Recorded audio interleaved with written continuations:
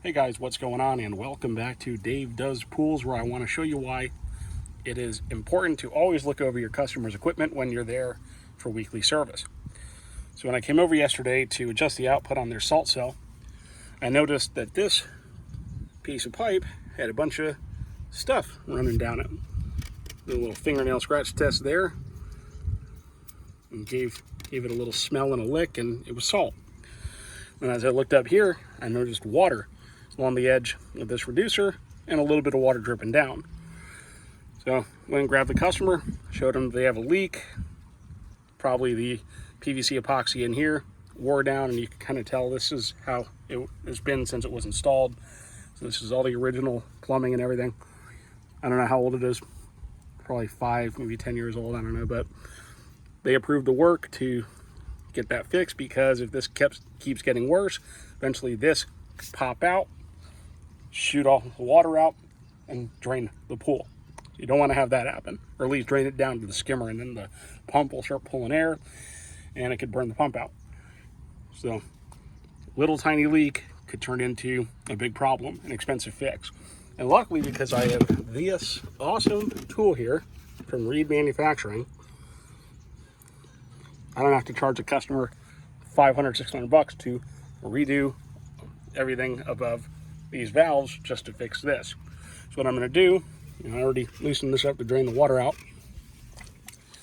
Gonna cut the pipe somewhere around here. Cut this reducer flush with the T. Take my Reed socket saver, PVC reamer, whatever you want to call it.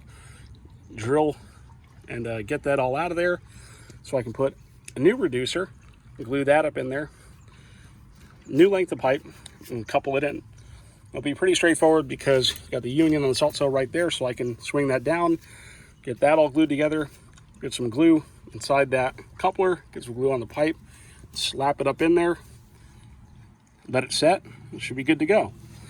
And also, always look over the Pentair valves at least once a month, see if they get jammed, see if, especially on the intake side, if they've got a creepy crawly, a pool vac or something running around picking up leaves. It's an open pool.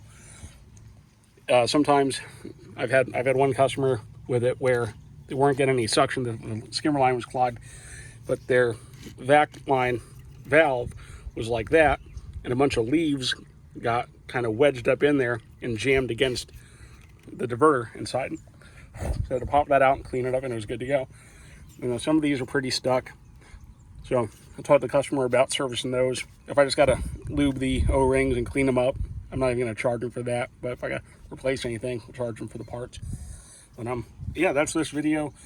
And always look over, see how the pump's looking, see if it's pulling air. Maybe the lid O-ring needs to be lubed up. Check the filter, especially sand filters. This one's got a little leak up there, so I got my screwdriver. We're going to tighten those screws down, see if that fixes it. If not, I'll see if I got to replace the O-ring that sits underneath the multi-port.